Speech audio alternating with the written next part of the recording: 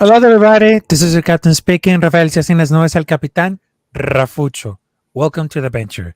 And right now, this is the first episode of Let Them Speak, because right now it's just like a podcast.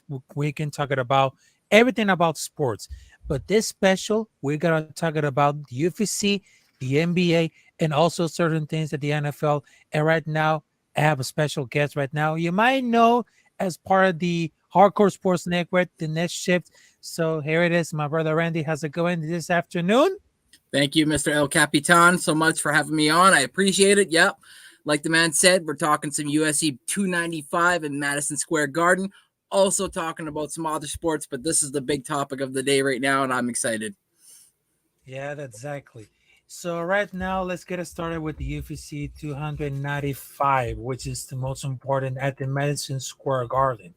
So Yes. we had a full stack, full car right now because originally it's gonna be like between John Jones versus Steve Miocic for the championship, but it came like a it came with an announcer that they about to scrap it because of sustained perpetual muscle then requires surgery, and the promotion has to book the interim title, but between original the backup fighter Sergey Pavlovich and Tom Aspinall as a co-main event. But they have another event which is between Jiri Prosacha versus Pereira. Because as a expected for the cold liner between the former champion Jamal Hill, they just bagged the title after Rotter's Archer's 10. And I mean, they're going to happen like this one because it happens like at the deja vu because it really happens between Islam Makhachev versus Charles Ferreira. And Mm-hmm. right now it's Islam Makhachev versus Alexander Volkanovski. It all happens a lot. But right now it seems that they have different titles and different athletes that will go for it. And I mean, this is going to be like a stack card between Pavlovich versus Aspinall and Prosacha versus Pereira. And I will tell you this, folks. Pereira is a master of grappling. So he might be careful with Jerry Pusaka because I know it's been like a lot for submissions and everything. So give a thoughts about Jerry Pusaka versus Alice Pereira. It's gonna be like a exciting match between the grappling and all this stuff like that. So Yeah, when Alec Pereira came into the UFC, they were trying to force him to fight in the middleweight division, and he said himself it was a really hard time making that weight cut, and he was like, I can't deplete my body of uh, of energy if I'm going to be kind of cut this weight to the point where I'm going to be so sick that when I go into the fight, I'm kind of half out of it. So he made the smart choice and he moved up, and then he moved up into the light heavyweight division. And what happened? His first fight, he goes against Jan Blachowicz and he torches him. He ends up just making Jan look like he doesn't even belong in the light heavyweight division. And then now his true test, a guy I'm a big fan of, is Yuri Prochazka. I know he's been out with the shoulder injury. He had to get his shoulder surgically repaired, but so far in the UFC, his 3 fights have been unbelievable. Stop Volkan Ozdemir, who is supposed to be Mr. No Time, as in like he just comes in, torches you, and finishes you really quick. He did the opposite, stopped him. Then he ended up fighting what's his name? Oh shoot. Why am that I was drawing? Alexander Pereira. Oh, that was No, Prochazka. He Jam- Hill. He ended up fighting Hill. Jamal Hill. Yeah, and he caught him with the spinning backpack hit him in the head and knocked him out. And then in obviously the big fight, he fought Glover Teixeira, and he ended up submitting a black belt. I know he's older, but still, he ended up choking out Glover Teixeira to win the title. He think he's long, he's rangy, he can kick, he can stand on the outside, and I understand Pereira is an opponent that likes to kickbox, so he's going to have the ability to want to throw kicks down the middle. And Prochazka likes to keep his hands out in a wide stance, so that's going to leave the middle open for that. So he's got to be ready for that. But I know he's been training for it. So for me, I think this fight's going to be probably the fight of the night. I honestly do. I feel like this one's going to be the one where it's going to surprise a lot of people. I don't see it going the distance. I say third round TKO Yuri Prochazka. Mm-hmm. Yeah, and I just saw it because on Jiri Prochaska, I mean, they have a little good sense, but for me, Alexander Pereira, like I told it, it's a master of grappling, and he understands about for Brazilian Jiu-Jitsu because every Brazilian fighter comes to the octagon at the UFC, they know about Jiu-Jitsu and the grappling, and also they have a mastery in knockouts and submissions. I mean, that could have happened like at this one, and the other one, which is Tom Aspinall versus Sergey Pavlovchik. Mm, I mean, it might be had the two well rounded, but this are the specialized in one area that had go for it. I mean, that's a little bit like a tall task that are charging Pavlovich because he just won stay straight be a first round knockout. And he's been voted to show up for the Russian that well rounded, like at the game has to the experience of the octagon. I mean, it's been warm for the all of the arsenal because it's not always had a taking like an advantage. I mean, the weakness had to go for one strength, had to go is to go back for the making him dangerous. I mean, it's something about it too much of being in all areas, so chance that I have to go for the A. I mean, if that is even not good enough for all these good areas, it could be like the field of dude like Aspinall. And I mean, it's not that much of the Russian ground game. His mm. knockout power has been sent out of the game, but at the biggest stage with Tai Tubasa, Derek Lewis. I mean, Curtis Blades had those phone meetings with Pablo Punches. But I believe he's like a different animal to follow his challenger past the points, but it's going to bring it to back to the golden bag following it like November 11th. So give me thoughts about what's going to happen on Tom Aspinall versus Sergey Pavlovich. It's gonna be like a knockout, or it's gonna be like a surprise in where around the rounds. Yeah, well, we like you hit the nail on the head. You know exactly what Sergey Pavlovich wants to do. He wants to come in there and wants to take your head off. That's he's done it already. He goes in there and it's just straight bombs down the middle. There's nothing to his game other than to take you out like that. But his opponent, Tom Aspinall, he's different. He's more well-rounded. The guy will be able to get you in the clinch. He can drop knees. He can get you with elbows over the top. And if he needs to get you on the ground, he's got a decent ground game.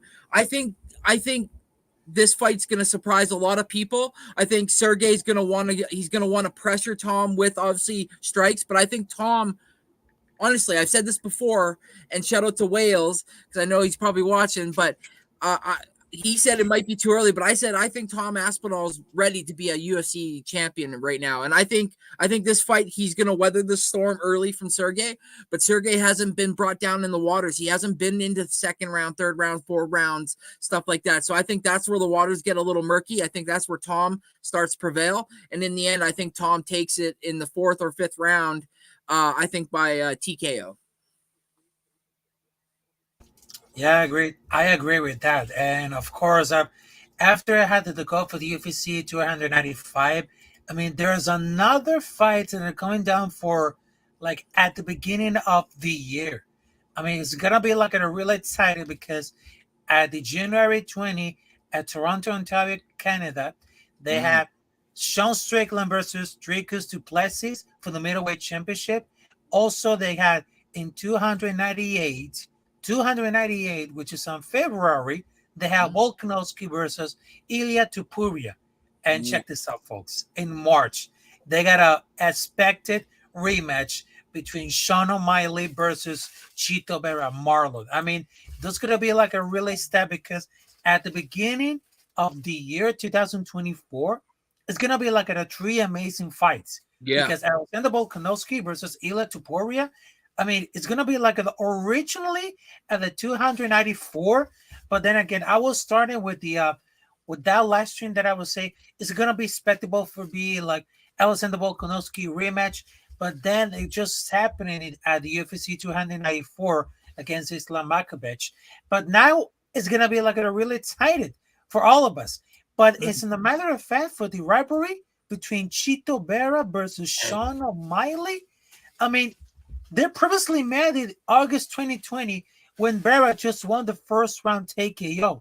But right now, Marlon, it seems like they have an eyes of the gold for the 110 championship because Mm. Sean O'Malley, they just won the bantamweight championship against, which means against let me see, because we Aljamain Sterling, Yeah. because he had to go for the defend for the longest because he defend Patreon, Dillashaw, and Henry Cejudo. I mean, if Sean O'Malley is just lost against Marlon Vera for the bantamweight championship, that could be shocking at all.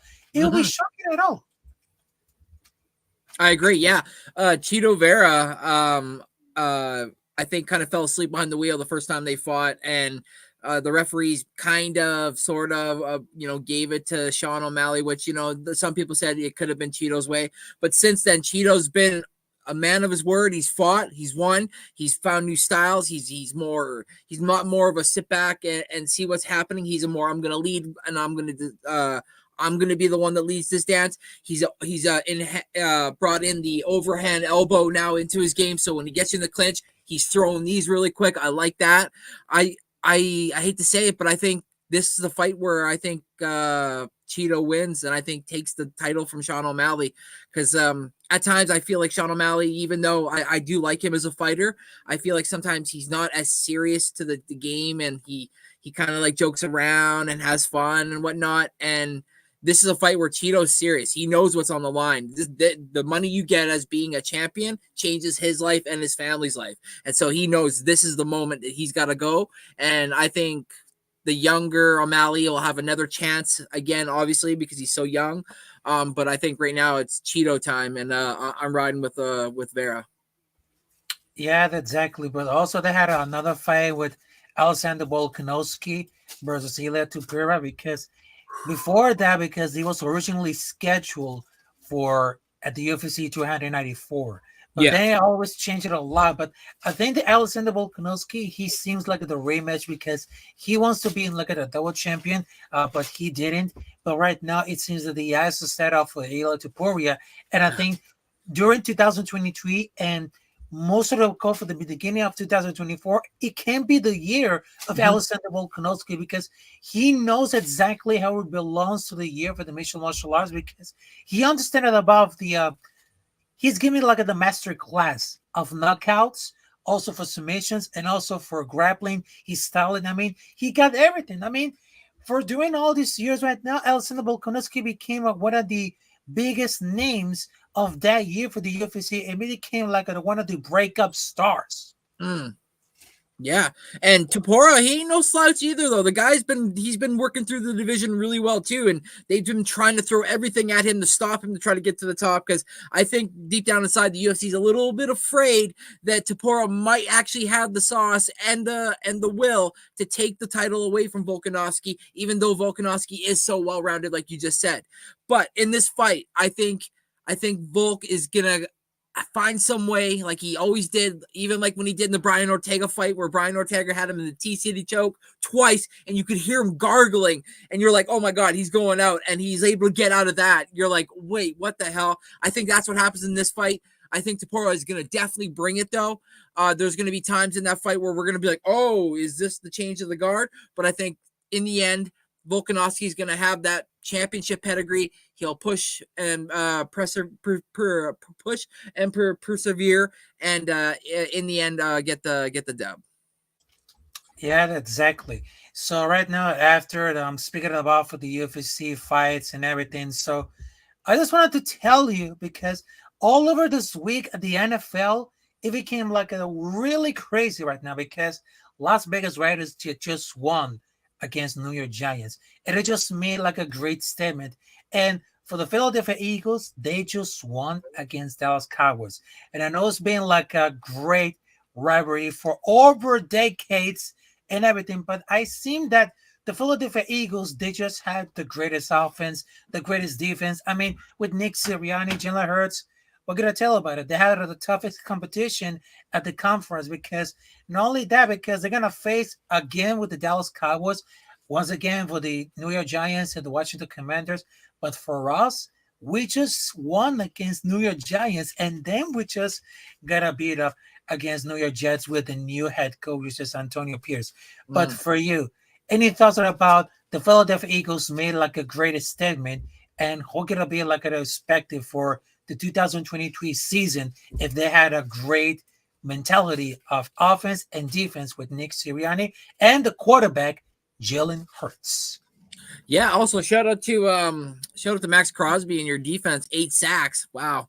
That, Wow, that's really amazing. Yes. yeah. Yes. And right now, Max Crosby leads the league in sacks and pressures. So shout out to him, man. He's a hell of a player. But yeah, the Eagles. It was a close game, 28-23. We, at times we shot ourselves in the foot. We're a bend, don't break type defense. Shout out to Philly halftime. Um, we do have a lot of young players on the back end playing right now when it comes to like undrafted free agents and like Eli Ricks and like our third round draft pick and Sidney Brown as our safety. And then just like plug and play linebackers with Nicholas Morrow and N'Kobe Dean, but we just lost N'Kobe Dean. Looks like he's going to go on the IR. He's got a Liz Frank injury. So we're waiting to hear what happens with that. So right now we're just the team that's glad that we're in our bye week. We're on a bye week this week, so we don't play. Jalen Hurts is battling a knee injury, so we got to be careful with that. But like you said, our team is one of the top 5 teams in when it comes to offense. We're the top 5 team on defense when it comes to against the run. We only allow just under 70 yards a game. But our pass defense is our Achilles heel, which does suck. But right now we're gelling as a team. We're galvanized. We got a good head coach, like you said, Nick Sirianni. And right now, excuse me, right now, being 8-1 is nice, but there's a lot of more improvement to be seen, and I can't wait because now we're in the gauntlet of our schedule. Because after this bye week, we play the Kansas City Chiefs and then the Buffalo Bills. So there we go. That'll be the litmus test right there. The Super Bowl rematch and then a Super Bowl potential team. So Yeah, that's exactly because I'm over for the next 2 weeks. We had Philadelphia Eagles versus Kansas City Chiefs. I mean, it's gonna be like a rematch between Jason Kells versus Travis Kells. yep. Now, because they had just hit a one home run with the rookie Jalen Carter. Because Yeah. I know it's been like a really fantastic throughway for the mid-season. And I mean, most of the success that I've been stemming for the team that went for the Super Bowl, but also they had the major contributions for the rookie defensive tackle Jalen Carter. I mean, I know it's gonna be like a lot of things about it for the defensive tackle, but over the mid-season, I mean, that performance of Jalen Carter is being like a really amazing because his ability to dominate matchups has been trying to look at the focal point of his lives, weekend, workout. I mean, a glad cloaker of the run game who can pin his ears and rip it through the most technically lineman at the game because has given like another mainstay for the defensive line. But also, it's gonna be like a strong candidate for the defensive rookie of the year. It's been Mm, doing well for the draft team for the number 9 overall pick. But I think it's gonna be really excited how the rookies are getting improved about the season. And I think Jalen Carter is like a strong contender because his ability, his intensity, I mean, he mm. gives like the major contributions for the nice weeks. And I will give it like a plus for giving like a Jalen Carter for the all the mid-season for the Philadelphia Eagles. Yeah, it's funny too because, like you said, like he fell down to the 8th. Obviously, we traded up to the 8th to get him, but I mean, 7 other teams had an opportunity to take him if they wanted to, and they whiffed on him. And there's a reason why they call him the baby rhino. I mean, he's really hard to stop. Teams are almost having to triple team him, and then if you triple team him, then you allow Jordan Davis to get home, Fletcher Cox, Hassan Reddick, Nolan Smith, uh, um Josh Sweat. I mean, I could just keep So going. I sad, mean, like yes. we got so many guys that we can plug in and play, right? Our front and our offensive line are our 2 biggest strengths. The Eagles know how to draft offensive linemen and defensive linemen, and we battle in the trenches, and then we just worry about how to fill the rest of the team. And at times if it works, it works. If it doesn't, it doesn't. But this year and last year, we 8-1, we're 8-1 again. So it's the sky's the limit. I'm excited as a fan, but I'm also not sitting there acting like 8-1 and we're the best team in the league. I also know that there's things that we could fix too as well. So Yeah, that's exactly. So right now we just finished for the NFL talk with the Eagles and all this stuff like that. So let's just move on for the last topic, which is really exciting because me and Randy we're just excited for the basketball because I Mm. know the NBA season is coming around to the corner. But right now, I just see it with the jersey of Toronto Raptors, which is I love that, and I will see for anything could happen on the Toronto Raptors because you guys had just won Yep. against Dallas Maverick. I know this is like a difficult task because Dallas Maverick they had Luka Ponsic, Luka Doncic because I was really because that was like the difficult task to mean it. And right now, it seems that they have go to the upper again. I mean, they have their position number 9 over New York Giants, over New York Knicks. But I think it could be happening like this one, but it had the coup for it. But what did it seem that about for the Dallas Mavericks versus Toronto Raptors? I mean, it all became for the defense, the offense that plays so well. But I think they might be careful. They had to go to momentum, just like that. Yeah, yesterday, like you said, we played the Dallas Mavericks, and right now Luka Doncic is Luka Doncic. I think he's third in the league when it comes to scoring. But when it comes to our team, we know exactly who to lock on, and it's OG Anunoby. OG Anunoby is going to be an All NBA defensive player this year, first team. He's a game changer. And then now with the Darko Rajovic being our new head coach, he's given Scotty Barnes more freedom, and I've seen a completely different team when it comes to Scotty Barnes. Scotty Barnes averaged 15 points, 15.5 points last year. This year, he's averaging 24 points a game. That is literally almost 9-point jump up from last year to this year. And I know it's early, but that's a huge jump. His 3-point shot is 41%. That's up 6 points from what it was last year. Again, I said still early, but he's worked on this stuff in the offseason. And I said in between his ears is where he needed to work the most, and it's shown right now. Now, of course, we have issue when it comes close to the trade deadline because Scotty Barnes is going to need a new contract. OG Anunoby is going to need a new contract. Pascal Siakam is going to need a contract, and Gary Trent Jr. is going to need a contract. So they have to pick out of those 4 guys, 2 of them that they're going to keep. And I honestly think it's going to be obviously Scotty Barnes, but I also think they're going to keep OG Anunoby, and they're going to trade Pascal Siakam to a team that needs another weapon or is missing that third piece, and we can get draft capital because we're missing a draft pick because when we traded first overall for this year to Spurs, so we can go get Jakob Poeltl. So we need a pick for this year, and I think that's the guy that they're going to dangle. But so far this year, we're playing good. And we've beat some good teams. I mean, we beat the Milwaukee Bucks in the second game of the season. Like you said, we just beat the Dallas Mavericks. They were undefeated at home early in the season. We took them and we gave them an L. But then we've lost to teams like the Blazers and the Bulls. So it's like, there's work to be done, but a team that I like and I'm really excited for. What's Yeah, up, Will? because I know for exactly because 1 week ago that it happened too much when the most of the season for the Raptors because Siakam has not found his place of the office on Darko Rahovic. I No. mean, they faced against Philadelphia. He just take like a 8 shots with the percentage of because it's evident that he wanted to accept inferior opportunities because it just like it didn't want to the offense to deputize that best player. If you're trying to win games, which the Raptors are trying to do, I Mhm. mean, it's going to continue after the process and the resigning of Jacob Poeltl in July through all the 4 games that the offense is not working very good, but he can deliver the front deep, but he can finish inside. But I think there is a lot of great. This is a lot of the issues, but they need to repair a lot because there's a lot of even installations in space with Siakam because they don't want to together they have it to really in those, but they need something to keep afloated if the process is going to continue.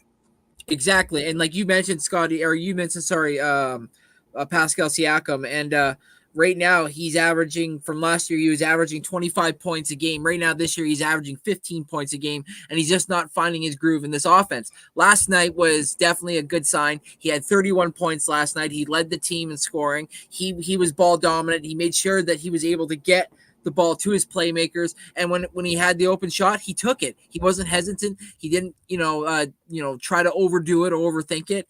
And that's the one issue that I think he has right now in this offense is I think he's confused as where he needs to be. But honestly, I think Darko just wants him to play his game, and if he just keeps on playing his game, who knows? Again, like I said, I'd love for him to stay, but if he's going to be a trade piece, we could fetch something really good in return.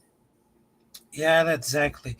And I think it had to go for it, and this might be how to go to this one because right now they had seed another games because right now they had the Boston Celtics, Wizards, Bucks. I mean, and also they have on in-season tournament, which is on Yes. group phase against Celtics, which is on next week.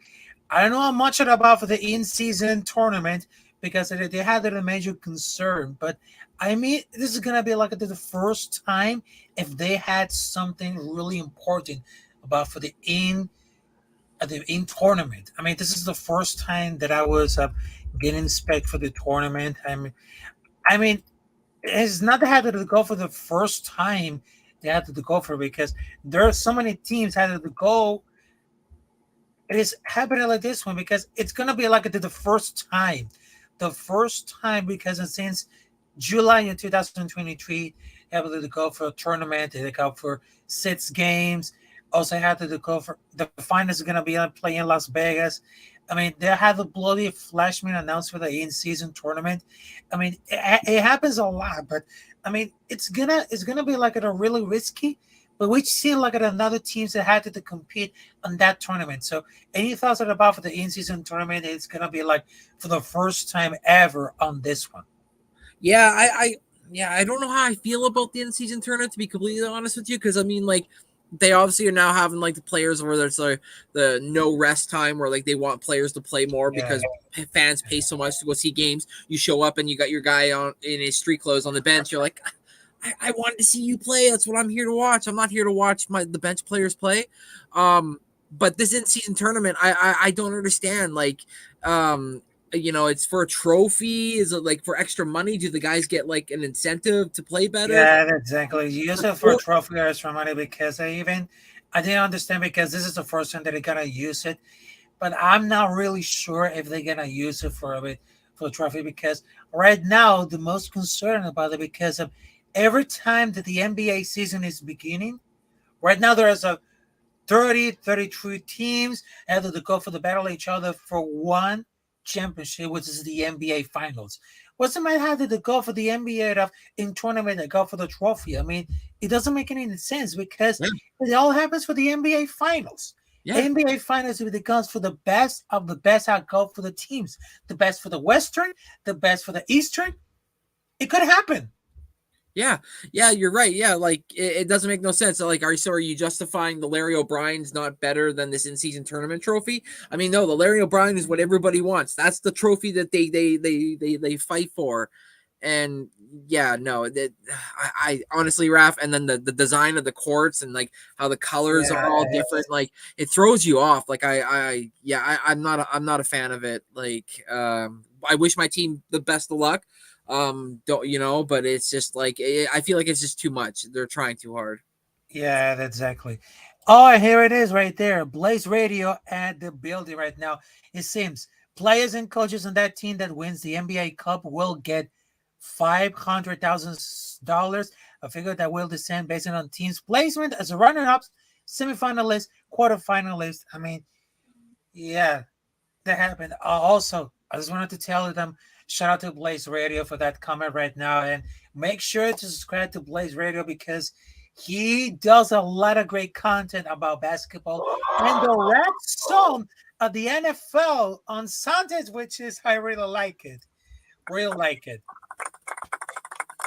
So right now it is an amazing to have it with the first episode of Let Them Speak. And right now, thank you, Randy, for giving us the opportunity to talk about UFC, NBA, NFL with the Eagles. And right now, it's been like an amazing episode. So, Randy, I gotta tell you something. What should we find us of the social media that can people can find you and also they can watch your content? Yeah, just when you type in the YouTube, just type in NextShift, and you'll see my beautiful little designed logo there. Click it, like it, Yep. follow, and on Twitter, just type in Randy Randy Genereux Genereaux, and then that's my social right there. And yeah, I appreciate you having me on, bud. Being the first one, that's cool. I definitely want to come back again, and I'm so excited for Saturday. I'll Yes, be sir. definitely doing the stream, so be on lookout. I'll be live with Reality Check, aka AK Eagles. yes. So, but yeah, thank you again, bud. I appreciate it. Thank you so much. It was a blast. Thank you, thank you, thank you. And it's been like an amazing Next Shift. Also, make sure to subscribe to Next Shift, my brother, because he does like an amazing content. NBA, NFL, all kinds of stuff. And of course, UFC. Thank you, Randy, for joining us at this first episode of Let Him Speak. And of course, it's been like an amazing episode. My name is Rafael Chacín. As always, el Capitán Rafucho. I will see you there next time. Let's go and have a great day, folks.